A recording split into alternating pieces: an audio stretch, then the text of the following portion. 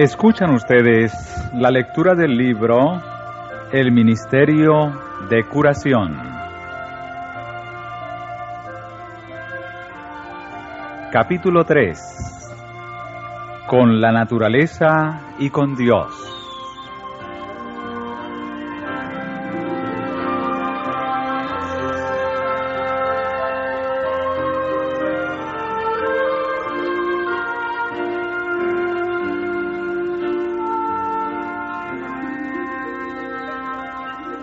La vida terrenal del Salvador fue una vida de comunión con la naturaleza y con Dios.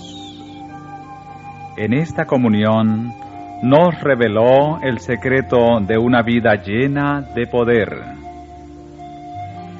Jesús obró con fervor y constancia. Nunca vivió en el mundo nadie tan abrumado de responsabilidades, ni llevó tan pesada carga de las tristezas y los pecados del mundo. Nadie trabajó con celo tan agobiador por el bien de los hombres. No obstante, era la suya una vida de salud. En lo físico como en lo espiritual, fue su símbolo el Cordero, víctima expiatoria, sin mancha y sin contaminación. Tanto en su cuerpo como en su alma, fue ejemplo de lo que Dios se había propuesto que fuera toda la humanidad mediante la obediencia a sus leyes. Cuando el pueblo miraba a Jesús, veía un rostro en el cual la compasión divina se armonizaba con un poder consciente. Parecía rodeado por un ambiente de vida espiritual. Aunque de modales suaves y modestos, hacía sentir a los hombres un poder que, si bien permanecía latente, no podía quedar del todo oculto. Durante su ministerio, persiguiéronle siempre hombres astutos e hipócritas que procuraban su muerte. Seguíanle espías que acechaban sus palabras para encontrar algo contra él. Los intelectos más sutiles e ilustrados de la nación procuraban derrotarle en controversias, pero nunca pudieron aventajarle. Tuvieron que dejar la lid, confundidos y avergonzados por el humilde maestro de Galilea. La enseñanza de Cristo tenía una lozanía y un poder como nunca hasta entonces conocieron los hombres. Hasta sus mismos enemigos hubieron de confesar: nunca ha hablado hombre así como este hombre.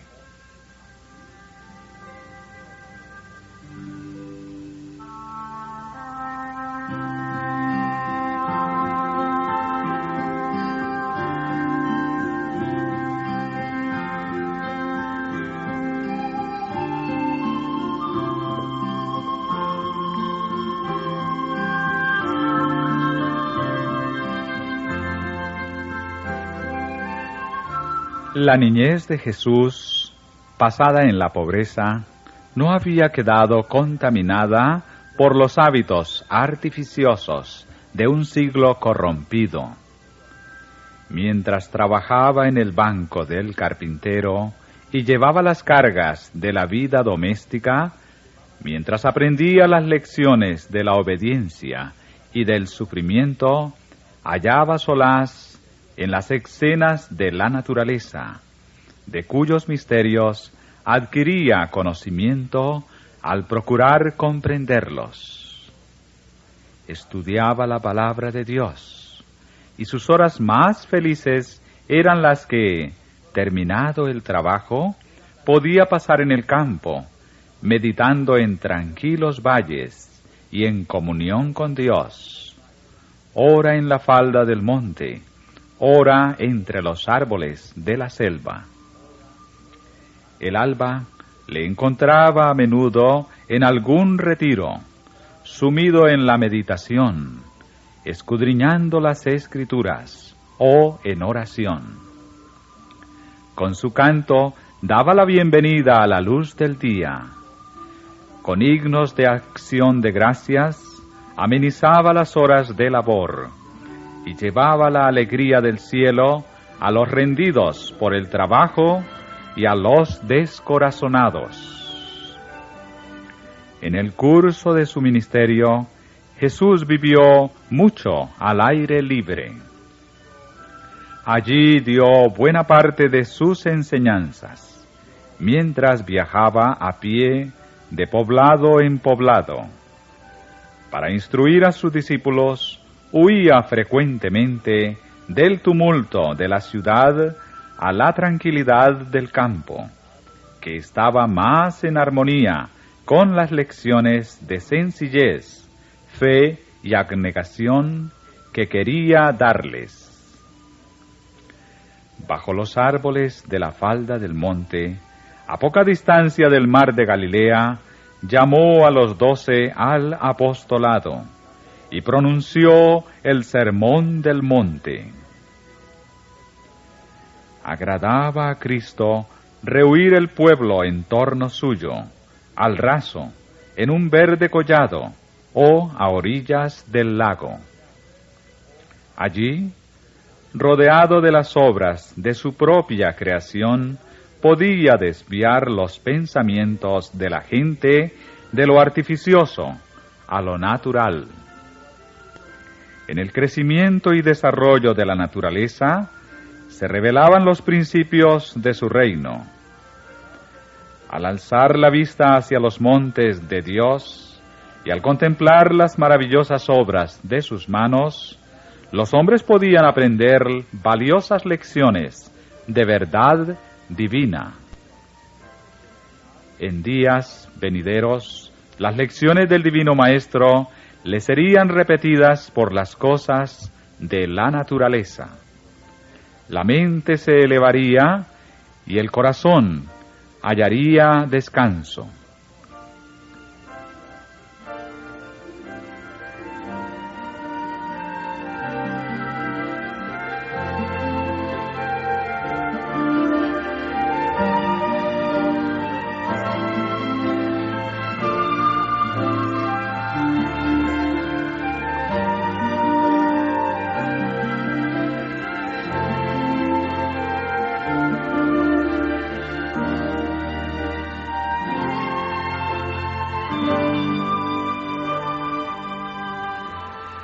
A los discípulos asociados con él en su obra, les permitía a menudo que visitaran sus casas y descansaran, pero en vano se empeñaban en distraerle de sus trabajos. Sin cesar, atendía a las muchedumbres que a él acudían, y por la tarde, o muy de madrugada, se encaminaba hacia el santuario de las montañas, en busca de comunión con su Padre. Muchas veces, sus trabajos incesantes y el conflicto con la hostilidad y las falsas enseñanzas de los rabinos le dejaban tan exhausto que su madre y sus hermanos, y aun sus discípulos, temían por su vida. Pero siempre que volvía de las horas de oración que ponían término al día de trabajo, notaban en su semblante la expresión de paz, la frescura, la vida y el poder de que parecía compenetrado todo su ser. De las horas pasadas a solas con Dios, salía cada mañana para llevar a los hombres la luz del cielo.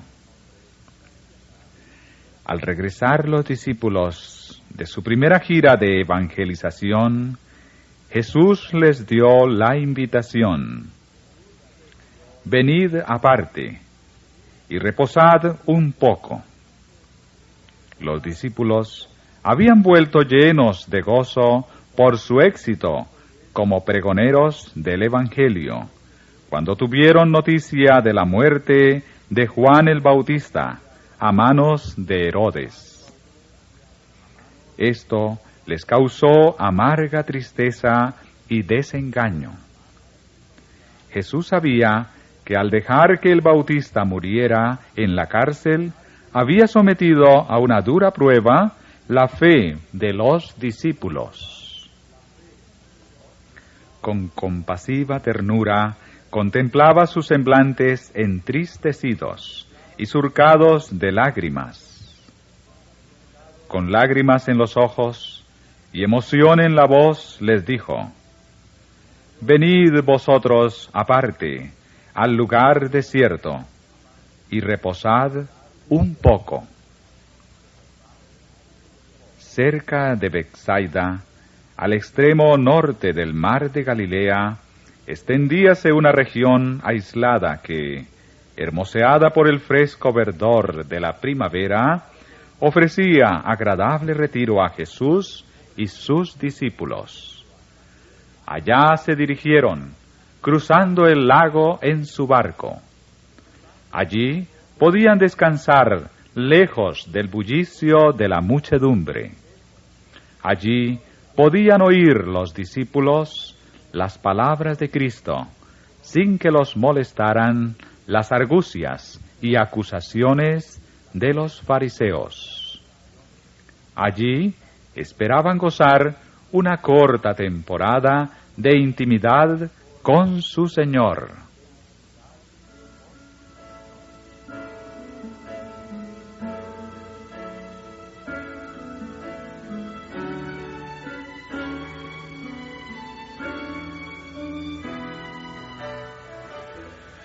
Corto fue efectivamente el tiempo que Jesús pasó con sus queridos discípulos, pero cuán valioso fue para ellos.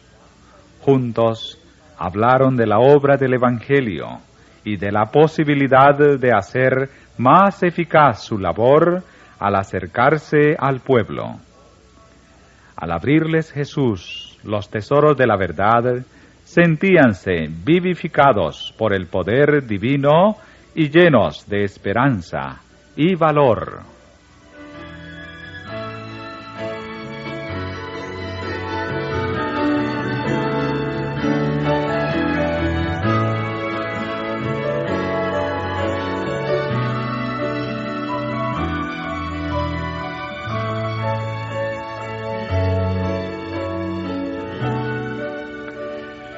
Pero pronto volvieron las muchedumbres en busca de Jesús.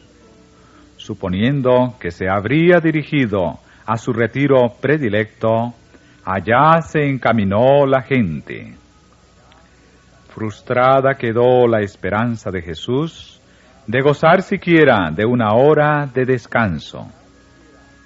Pero en lo profundo de su corazón, puro y compasivo, el buen pastor de las ovejas solo sentía amor y lástima por aquellas almas inquietas y sedientas.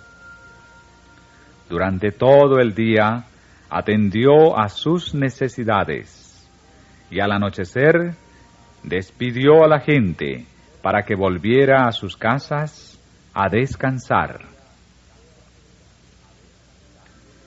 En una vida dedicada por completo a hacer bien a los demás, el Salvador creía necesario dejar a veces su incesante actividad y el contacto con las necesidades humanas para buscar retiro y comunión no interrumpida con su Padre.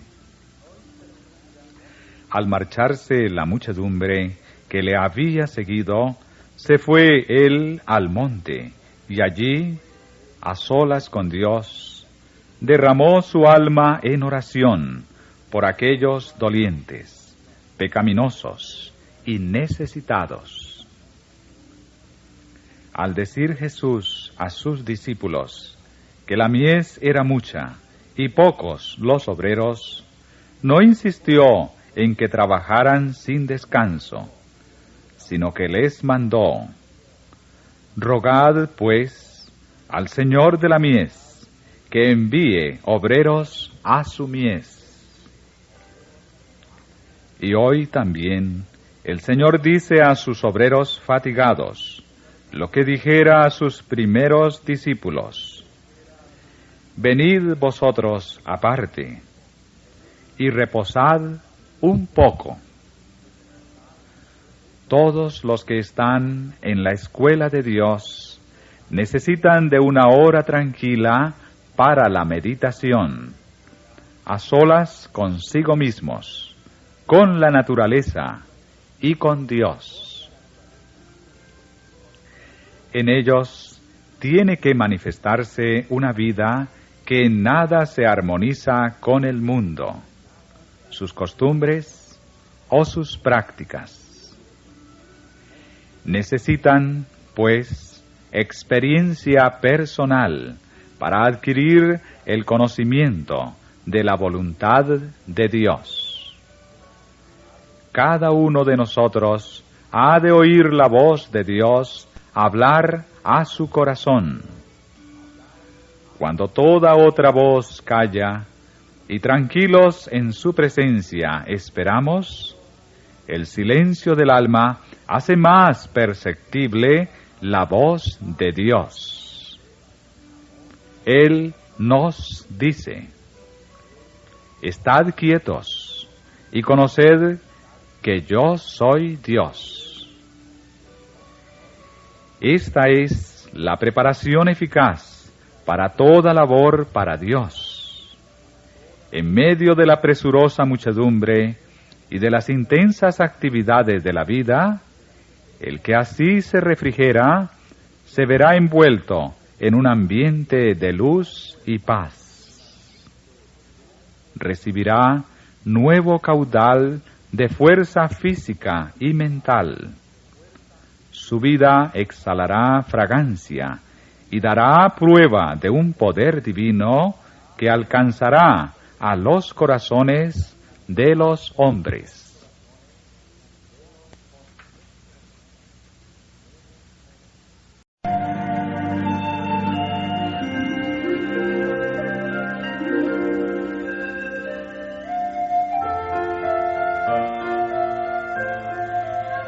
Escuchan ustedes la lectura del libro El Ministerio de Curación.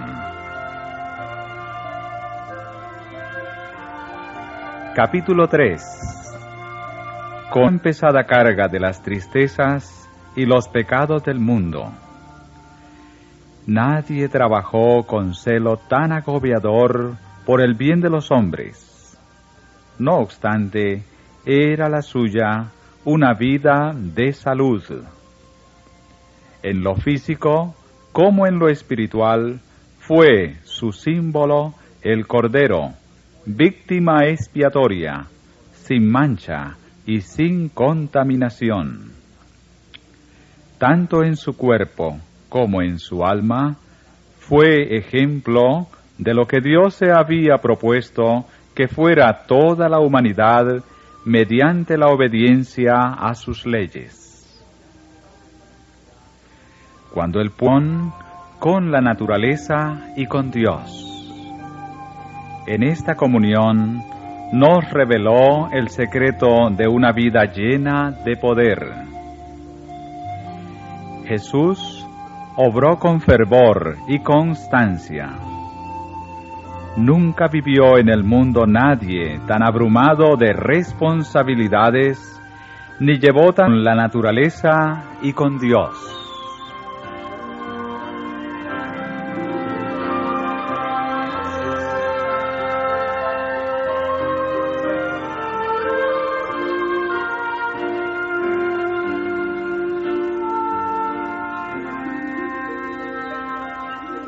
La vida terrenal del Salvador fue una vida de comunión